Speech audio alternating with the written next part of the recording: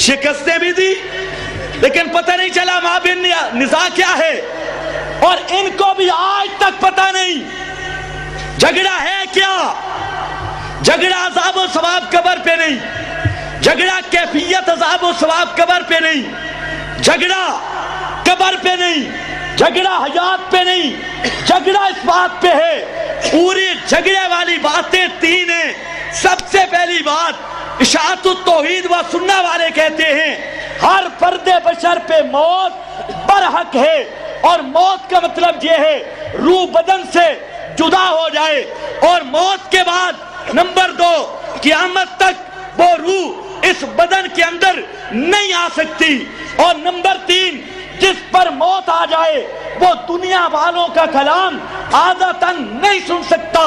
یہ 3 باتیں ہیں، اور اس کے مد مقابل اب وقت نہیں، پہلی بات جو کہ خروج روح والی ہر انسان کی موت بصورت خروج روح ہے، اس فرقہ کے 4 عقیدے ہیں، اور دوسرا اعادہ میں اس فرقہ کے 18 عقیدے ہیں، اور سما میں اس فرقہ کے 14 عقیدے ہیں جنہیں اب تک نہیں پتہ چلا۔ تو عرض کر رہا تھا ہماری بنیاد چاہے شیعت اور رافضیت ہو تو سب سے پہلی بنیاد رب کی کتاب ہے،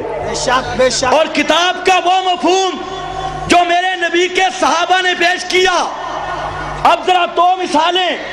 لا تقولوا لمن يقتل في سبيل الله اموات لا تحسبن الذين قتلوا في سبيل الله، دونوں آیتیں میں بھی پڑھتا ہوں وہ بھی پڑھتے ہیں۔ اب ذرا خیال کرنا، میرا دعویٰ یہ ہے کہ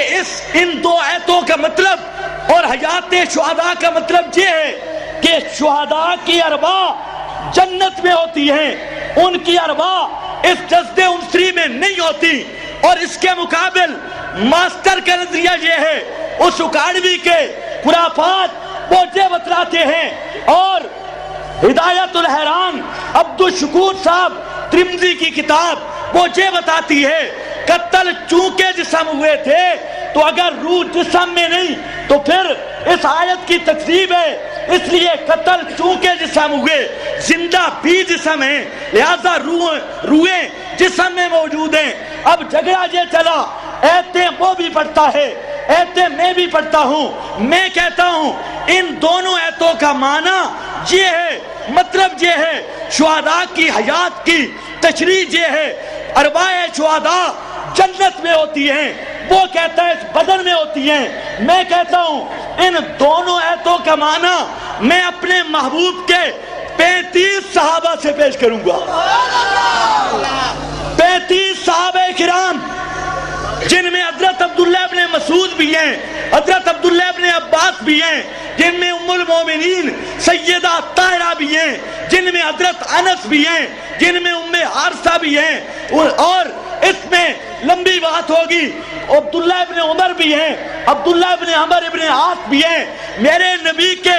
35 صحابہ بیان کرتے ہیں ان ایتوں کا مطلب یہ ہے کہ شہید کی روح جنت میں ہوتی ہے۔ اب اس کے مقابلہ میں ہم کہتے ہیں انہی آیات کے تحت صرف ایک صحابی، یہ ہزاروں نہیں بلکہ لاکھوں کا اجتماع ہے، اور اس میں میں برملا چیلنج کروں گا، اگر کسی ملا میں ہمت ہو، جرأت ہو، انہی آیات کا معنی ایک صحابی سے نہ مل سکے، تابعی سے یہ پیش کر دے کہ ارواح شہداء، حیات شہداء کا مطلب یہ ہے کہ ارواح شہداء اس بدن میں ہوتی ہیں، کعبہ کے رب کی قسم اس کا مسلک بھی قبول کروں گا، ساری زندگی کے لیے اس کی غلامی بھی قبول کروں گا، لیکن ایک صحابی بھی پیش نہیں کیا جا سکتا۔ میری بنیاد رب کا قرآن، اور قرآن کا معنی نبی کے صحابہ نے پیش کیا، اور ایک نہیں 35 صحابہ نے۔ نمبر 2، اِنَّكَ لَا تُسْمِعُ الْمَوْتَى 1، فَإِنَّكَ لَا تُسْمِعُ الْمَوْتَى 2، مَا أَنْتَ بِمُسْمِعٍ مَّن فِي الْقُبُورِ 3۔ ان 3 ایتوں کا معنی میرے محبوب کے گھر سے یہ ہوا اور سیدہ طاہرہ نے کیا، جن کی سکاحت، جن کی تطہیر میرے رب نے عرشوں سے بھیجی ہے، انہوں نے یہ معنی کیا۔ ان 3 ایتوں کا معنی جس پر موت آ جائے وہ دنیا والوں کا کوئی کلام نہیں سن سکتا۔ اور ام المومنین نے فرمایا کیف یقول رسول اللہ صلی اللہ علیہ وسلم، اور کائنات کے لوگوں، ہو سکتا ہے کوئی مولوی، کوئی پیر، کوئی روایت لے کے آئے، میری ماں نے پہلے ہی فیصلہ کر دیا۔ فرمایا کیف یقول رسول اللہ، اللہ کے رسول یہ نہیں کہہ سکتے، اللہ کے رسول یہ نہیں فرما سکتے کہ کوئی موت کے بعد دنیا والوں کا کلام سنے، اس لیے نہیں کہہ سکتے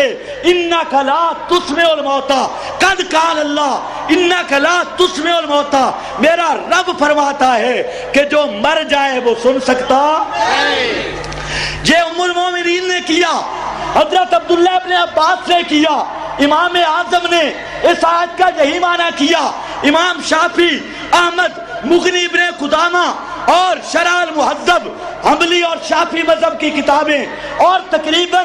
355 کتاب فقہ حنفی کی یہی بتلا رہی ہے۔ اور علماء دیوبند میں سے مفتی عزیز الرحمان، پہلے مفتی دیوبند کے، اس نے بھی اس آیت کا معنی وہی سمجھا، وہی کیا۔ مفتی عزیز الرحمان سے لے کر شیخ الحدیث حضرت مولانا محمد زکریا صاحب کاندھلوی رحمت اللہ تعالی علیہ کی کتاب کتب فضائل پر اشکالات کا جواب، اس تک یہی معنی ہے۔ اس آیت کا مطلب ہے جس پہ موت آ جائے وہ دنیا والوں کا کلام ہو۔ اب کہتے ہیں ہماری سند تو ام المومنین سے چلی ہے، وقت نہیں، میں نے مختصر کر دیا ہے، ہمارا مطالبہ صرف ایک ہے۔ اس آیت کا معنی ہم کہتے ہیں اس کا مطلب ہے مردے نہیں سنتے، جس پہ موت آ گئی نہیں سنتا۔ ہمارا معنی میرے محبوب کے گھر سے آیا ہے، ہم گھر کی قید بھی نہیں لگاتے۔ جو تو معنی کرتا ہے کہ سنانے کی نفی ہے یا انتفاع کی نفی ہے، صرف ایک صحابی پیش کر، صرف ایک صحابی جس نے وہ معنی لیا ہو جو تم کر رہے ہو، اس نے کہا ہو اسماء کی نفی ہے یا سماع نافع کی، کعبہ کے رب کی قسم تیرے ہاتھ پہ بیعت کر لوں گا، لیکن یہ سورج اپنی روشنی چھوڑ دے گا، یہ رات اپنے اندھیرے ختم کر لے گی، قیامت آ جائے گی، کائنات کا کوئی ملا ان تینوں ایتوں کا معنی وہ ثابت نہیں کر سکتا، نہ اسماء والا نہ سماع نافع والا۔ اگر یہ نہیں ہو سکتا، میں کہتا ہوں چل اس طرح کر، میں نے 3 ایتیں پیش کی، معنی محبوب کے گھر سے پیش کیا، تو صرف ایک آیت لیا جس پر کوئی ایک صحابی معنی کرے کہ اس آیت کا مطلب یہ ہے کہ کوئی قبر والا سنتا ہے، پھر بھی تیری بات مانوں گا۔ لیکن یاد رکھنا، اشاعت التوحید کی بنیاد ہے، ہمارا ہر مسئلہ جس کا تعلق عقائد اور نجات کے ساتھ ہے وہ رب کی کتاب سے ثابت اور کتاب اللہ کی وہ تشریح جو میرے نبی کے صحابہ نے کی ہے اس سے ثابت، اور جتنی مضبوط چٹان ہے جس کے ساتھ ٹکرانے والے ختم ہو جائیں گے، جس کے سامنے آ سکنے کی جرت باطل میں قیامت تک نہیں ہوگی۔ وما علینا